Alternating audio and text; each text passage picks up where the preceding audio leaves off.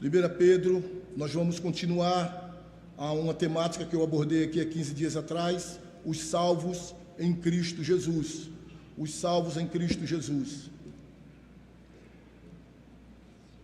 Eu falei naquela ocasião, a partir do versículo 13, que aqueles que o Senhor tinha salvado e que Pedro louvava a Deus pela obra da salvação e pela obra da regeneração, e que aqueles leitores da carta de Pedro que estavam espalhados por 5 províncias romanas e agora estavam debaixo de grande perseguição, mas Pedro está agora levando para eles uma palavra de esperança, de ânimo, de consolo e de conforto, mesmo em meio a dias tão difíceis, quando eles eram espoliados, perdiam seus bens, alguns morreram, ficavam fugindo de um lugar para outro, e então Pedro, depois de louvar a Deus pela obra da salvação, do versículo 3 até o versículo 12, começa a elencar características que precisam estar inexoravelmente na vida de um salvo. Se você tem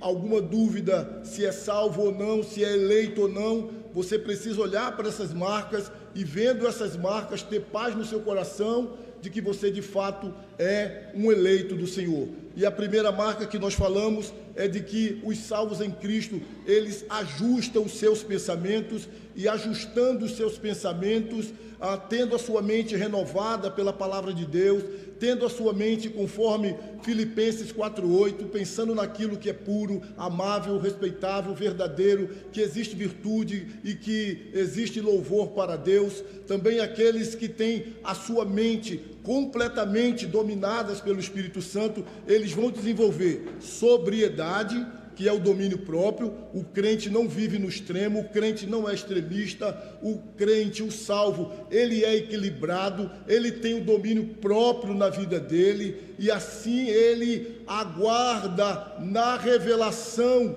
da graça futura, ele aguarda em Jesus Cristo, a despeito de viver em um mundo caído, a despeito de viver num mundo onde nós remamos contra a maré, onde os princípios que nós estamos pautados, eles não são admirados por esse mundo de trevas, este mundo que jaz no maligno, mas nós nos pautamos nesses princípios, que é a palavra de Deus, e aguardamos na revelação da graça que há de ser manifestada na pessoa bendita do Senhor Jesus. Tendo falado sobre esse ajuste do pensamento, ele então caracteriza também o crente por uma vida de santidade. O crente, inevitavelmente, ele anda em santidade. Por quê? Porque o nosso Deus é santo. Aí Pedro leva lá para Levítico 11, 44 e 45. Sede santos, porque o Senhor, o teu Deus, o teu dono, ele é santo. E se você é filho da obediência, se você é filho de Deus, então você tem que ter também na sua vida, como filho de Deus, a marca da santidade. Então, eu preciso olhar para a minha vida e não me iludir com devaneios do meu coração, com ilusões de religiões, mas eu preciso estar pautado na palavra de Deus, e olhar a minha vida e analisar a minha vida à luz desse texto, de que se eu sou salvo em Cristo Jesus, eu tenho os meus pensamentos ajustados, eu ando em santidade. Mas, começando a nossa temática de hoje, é uma nova marca, quando ele sai da santidade para entrar agora na marca da reverência. Eu leio e a igreja acompanha comigo a partir do versículo 17.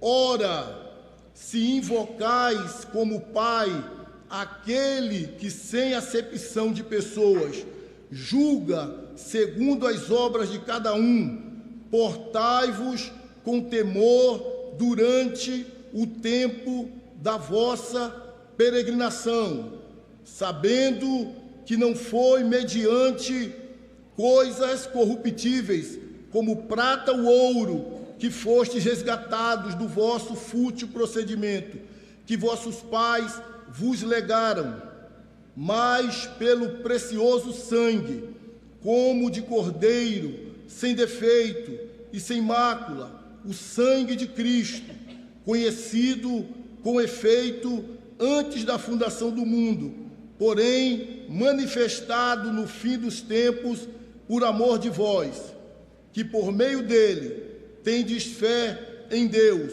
o qual o ressuscitou dentre os mortos e lhe deu glória, de sorte que a vossa fé e esperança estejam em Deus.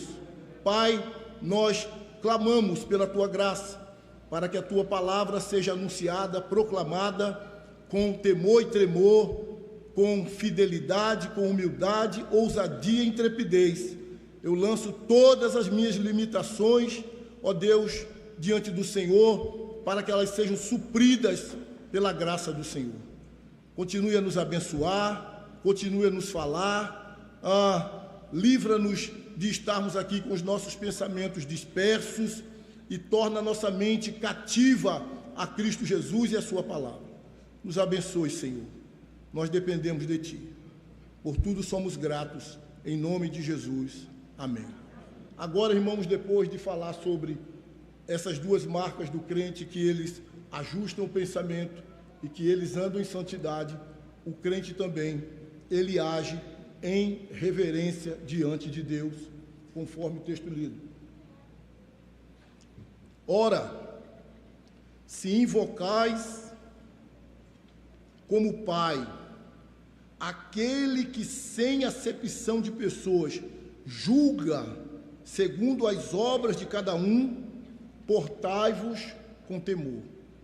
O temor aqui é uma postura de reverência diante de Deus. É uma postura de respeito, reconhecendo a Deus como Pai, como Senhor, como Deus Todo-Poderoso, que julga sem fazer acepção de pessoas. Em Gálatas nós vamos perceber que Deus, ele não considera se a pessoa é gentil ou judeu, se é homem ou mulher, se é escravo ou livre. E a ideia aqui desse texto é, pelo fato de você ser filho de Deus, não pense que você está livre para se colocar diante de Deus de qualquer forma, de qualquer maneira, porque uma vida inteira de obediência, ela não vai pagar uma hora de desobediência. Então Deus, que é justo juiz e que é também o nosso Pai, ele não vai deixar de nos julgar pelo fato de sermos filhos dele. Por que estou dizendo isso? Porque alguns crentes, equivocadamente, enganosamente, por achar que são filhos de Deus, vivem de uma maneira desrespeitosa diante de Deus, sem compromisso com a sua palavra, sem reverência, gabando-se de ser salvo pela graça, mas vivendo uma verdadeira desgraça. A sua vida, ela não é uma vida que tem, por exemplo, essas marcas de fugir do pecado. Pelo contrário, pensam por vezes que podem até pecar, mas porque são filhos de Deus, terão um tratamento diferente. Mas não é isso que Pedro está dizendo. Depois de Pedro falar da marca da santidade, Pedro fala da marca da reverência, do respeito, do temor diante de Deus. Se vocês consideram que Ele é o Pai de vocês, então portem-se com reverência, com temor, com respeito diante desse Deus que não somente é Pai, mas que também Ele é juiz. Estamos diante de uma geração que parece que esqueceu o que é reverência, o que é respeito, o que é tratar Deus como Ele é digno de ser tratado, totalmente outro, totalmente santo, totalmente eterno e poderoso. E às vezes queremos tratar Deus como se Ele fosse o nosso colega de faculdade, colega de escola, ou como os ímpios às vezes se tratam ou se dirigem a Deus, o cara lá de cima. E Pedro está trazendo para os seus leitores contemporâneos a importância de que Deus é Pai, mas de que Deus também é juiz. Não é como aquele pai que ele passa a mão quando o filho faz o que não deveria fazer. E a ideia aqui, irmãos, não é que Deus traga castigo, mas que Deus, Ele traz sim disciplina sobre os seus filhos quando eles não agem de maneira reverência. É importante saber que esse julgamento aqui não tem nada a ver com julgamento a respeito de salvação. O texto já está falando dos salvos. A ideia aqui é sobre as obras. A ideia aqui é de como esse crente, ele se comporta diante de Deus, como seu Pai. Sem acepção de pessoas, julga segundo as obras de cada um. Então, Deus julga e o elemento é a nossa vida. O que fazemos, o que praticamos, como nos comportamos, como nos portamos diante desse Deus. Irmãos, quantas pessoas vivendo, infelizmente, de modo que agrada o diabo, mas elas se autodenominam filhos de Deus. A nossa fé não é uma fé irracional, a nossa fé não é uma fé que deva ser vivida sem análises, sem nós fazermos exames, balanços. Nós precisamos, à luz do texto sagrado e à luz do que a nossa vida revela no nosso dia a dia, analisar para ver se de fato e de verdade podemos ser chamados esses salvos em Cristo Jesus, esses filhos da graça, esses filhos de Deus. Porque Deus, Ele é justo. Porque Deus tem filhos, sim, mas Deus não tem prediletos. Deus julga a todos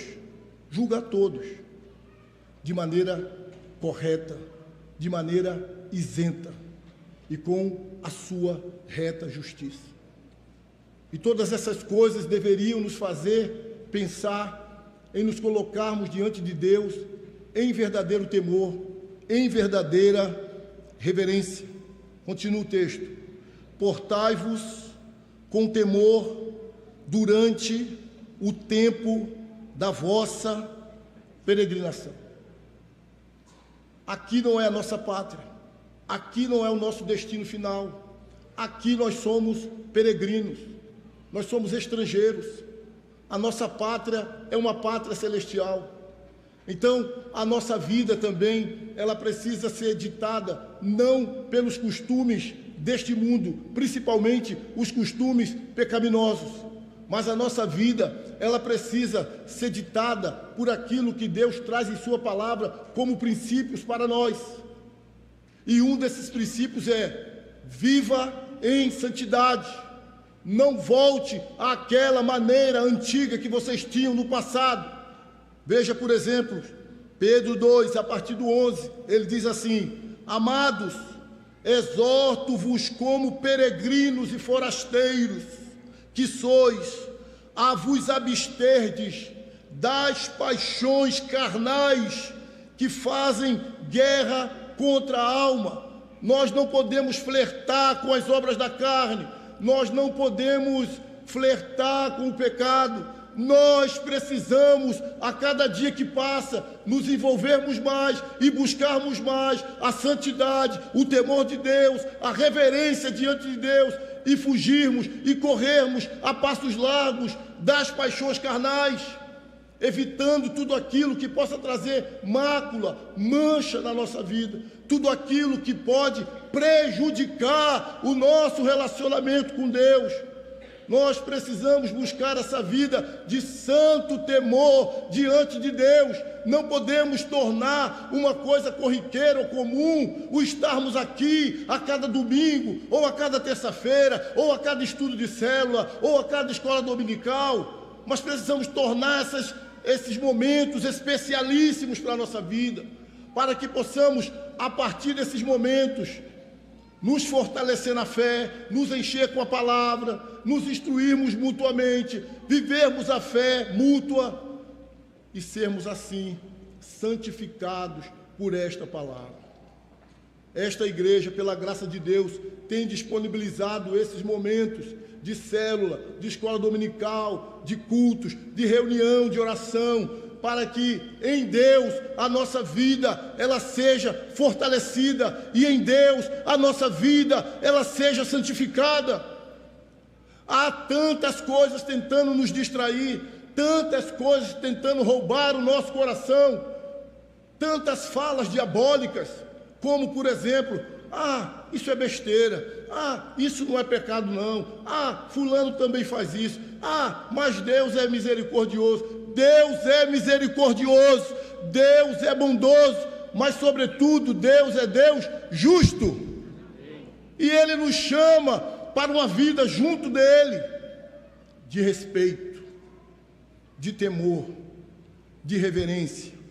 Ainda aqui em Pedro 2, ele diz: mantendo exemplar o vosso procedimento no meio dos gentios, para que, naquilo que falam contra vós outros, como de malfeitores, observando-vos em vossas boas obras, glorifiquem a Deus no dia da visitação.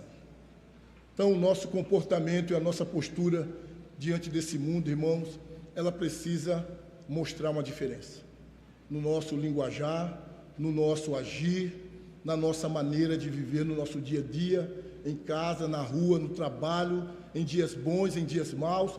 Precisa ficar claro na nossa vida que de fato nós pertencemos a Deus e que através da nossa vida, do nosso testemunho, o nome do Senhor, ele seja glorificado. A primeira motivo de nós sermos reverentes é porque Deus é quem julga, Deus é juiz e Deus não faz acepção de pessoas. Então isso nos deve levar a nos portarmos com reverência e de maneira respeitosa diante do Senhor. O outro motivo pelo qual nós devemos viver diante de Deus em reverência é atentando para o preço que foi pago para o nosso resgate. Versículo 18 diz: sabendo que não foi mediante coisas corruptíveis, como prata ou ouro, que fostes resgatado do vosso fútil procedimento que vossos pais vos legaram. Primeiro, ele fala de uma forma negativa o que não foi o preço. O preço não foi ouro, o preço não foi prata, o preço não foi esses bens materiais, porque nada material poderia pagar o preço da nossa vida redimida, resgatada em Cristo Jesus. Não existe valor material que pudesse nos ter feito ser livres da condenação do pecado, da condenação da lei, da escravidão do pecado, do poder do diabo. Então, por mais precioso que seja o ouro, por mais preciosa que fosse a prata naquele momento, que eram as moedas que prevaleciam naquela época, ele está dizendo: não foi ouro, não foi prata, não foi esses materiais corruptíveis que pagaram pelo resgate de vocês. E o que é o resgate? É a libertação mediante pagamento. É a libertação de alguém mediante um preço pago. E agora ele vai dizer qual foi esse preço. Mas pelo precioso sangue, como de cordeiro, sem defeito e sem mácula, o sangue de Cristo Jesus. Sem derramamento de sangue não há remissão de pecados. E este Jesus foi à cruz, derramou seu sangue virtuoso, precioso, inocente, para nos resgatar do império das trevas, para nos resgatar do domínio de Satanás, para nos resgatar de tudo aquilo que pesava contra nós, porque éramos fracos, inimigos de Deus, ímpios, e vivíamos longe de Deus e sob a ira de Deus. Mas o próprio Deus pagou o nosso resgate através do precioso sangue do Senhor Jesus Cristo. Quem não entende a malignidade do pecado e vive uma vida santa, não consegue valorizar o preço que foi pago para o nosso resgate, preço não de ouro, preço não de prata, mas o preço do precioso sangue do Senhor Jesus. Amém, irmãos? Preço caríssimo, um preço que deve nos fazer sempre meditar que não éramos dignos, que éramos inimigos de Deus, que estávamos sob o domínio de Satanás, do pecado, condenados pela lei, mas aprove a Deus, em Jesus Cristo, pagar esse preço por nós. É interessante que você olha para o livro do Gênesis, capítulo 22, versículo 7.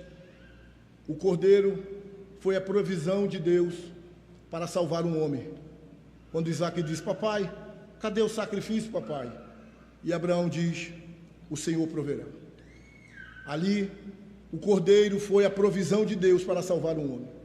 Quando a gente chega no livro do Êxodo, capítulo 12, e debaixo de todas aquelas pragas, Deus então pede o seu povo para sacrificar o cordeiro, molhar um hisopo com sangue, passar na verga da porta, e ali o cordeiro e o seu sangue foi a provisão de Deus para muitas e muitas famílias. Então, como a revelação da palavra de Deus ela é progressiva, nós chegamos em Isaías 53, 7, e ali também o cordeiro de Deus é a provisão de Deus para salvar uma nação. Mas chegando no Novo Testamento, no Evangelho de João, capítulo 1, versículo 29, Jesus passa e João aponta para ele dizendo: eis aí o Cordeiro de Deus que tira o pecado do mundo. Ali ele está revelando o Cordeiro que tira o pecado do mundo. Então, em Jesus Cristo, há salvação, há perdão de pecados, há socorro para todo aquele que nele crê, para todo aquele que a ele se rende. Há perdão de pecados e há salvação eterna conquistada na cruz pelo derramamento do seu sangue precioso. Alguém já disse que a Bíblia é um livro cuja uma linha de sangue passa de Gênesis a Apocalipse. Quando no Antigo Testamento vimos aquelas multidões de sacrifício, animais sendo sacrificados, sangue sendo derramado, aquilo ali apontava para o Cordeiro que viria e que de uma vez por todas, como diz Hebreus, de uma única vez, lá na cruz do Calvário, derramou o seu sangue precioso para a salvação de todo aquele que nele crê. Para nós que estamos debaixo do sangue do Senhor Jesus, não existe mais condenação. Não existe mais maldição, porque fomos livres, fomos resgatados por esse preço preciosíssimo que foi o sangue de Jesus. Amém, irmãos? E o texto continua dizendo: conhecido com efeito antes da fundação do mundo. Ou seja, o sacrifício de Cristo não foi um plano B. O sacrifício de Cristo não foi porque Deus se viu atarantado com o pecado de Adão e agora o que eu faço? E agora tem que fazer um remendo? Não. Antes da fundação do mundo, no plano da eternidade, o Cordeiro já tinha se entregado. O Cordeiro, por assim dizer, já tinha sido imolado, porque não foi um plano B, mas foi o plano original de Deus, entregar o seu Filho, o seu sangue derramado na cruz, para a salvação de todo aquele que nele crê, conhecido com efeito antes da fundação do mundo, porém manifestado no fim dos tempos por amor de vós. A gente sabe que o final dos tempos foi inaugurado com a chegada do Senhor Jesus, e que o Senhor Jesus chegou na plenitude dos tempos.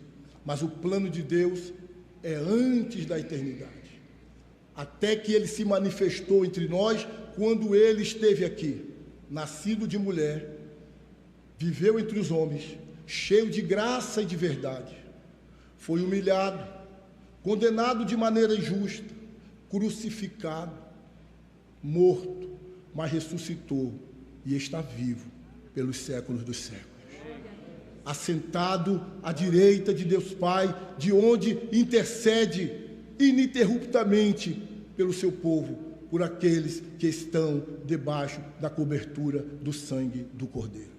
convidar a equipe de louvor, por gentileza. E diz versículo 21, que por meio dele tendes fé em Deus, o qual o ressuscitou dentre os mortos e lhe deu glória, de sorte que a vossa fé e esperança estejam em Deus.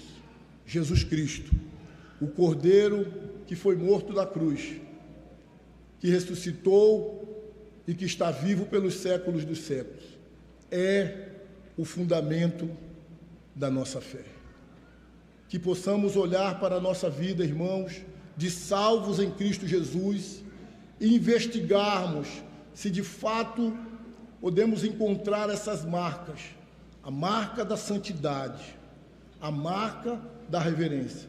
Reverência por termos certeza de que o nosso Deus é o nosso Pai, mas também é aquele que julga de maneira reta e sem acepção de pessoas. Reverência pelo preço que foi pago por nós, que não foi ouro e não foi prata, mas foi o precioso sangue do Senhor Jesus Cristo.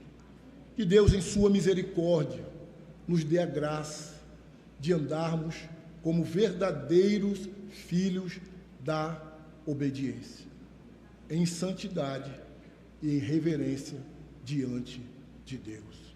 Amém. Vamos ficar de pé, por gentileza, nós vamos fazer uma oração. Pai querido, nós te louvamos e nós te bendizemos, porque aprouve ao Senhor, por meio de Jesus Cristo, nos fazer filhos do Senhor. E o Senhor nos revela pela tua palavra marcas que os filhos do Senhor têm: marca da santidade, marca da reverência. Não nos deixe, Pai, em nome dessa filiação, levarmos o nosso relacionamento com o Senhor de qualquer maneira e de qualquer jeito, mas que possamos nos relacionar com o Senhor em verdadeiro temor, em verdadeira reverência, considerando aquele que um dia estaremos prestando conta das nossas obras. Livra-nos de voltarmos àquela maneira vã, enganosa, que fora legada para nós pelos nossos pais, aquela vida sem Cristo, aquela vida sem sentido, aquela vida sem rumo, mas nos faz vivermos, ó Deus, a verdadeira vida centrada na pessoa do Senhor Jesus Cristo. Meu Deus, tenha misericórdia de nós e diante de um mundo caído, nos faz andar na sua presença com temor e com reverência, considerando o precioso preço que foi pago por nós, a saber, o sangue de Jesus. Amém.